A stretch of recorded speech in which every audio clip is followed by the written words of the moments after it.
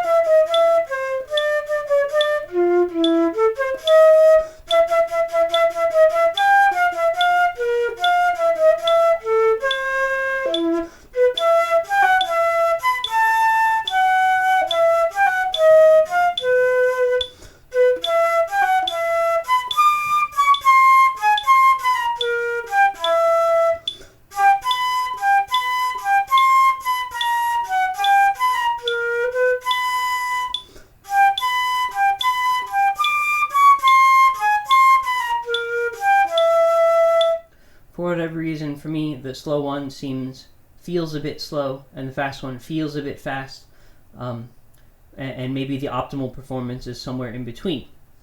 That being said, go work this out slowly, one measure at a time if you have to. It is difficult, but it is a highly requested excerpt from students, and oftentimes they hear it and they're like, oh, that sounds cool, I could play that. And then they get the music, and then their head starts spinning.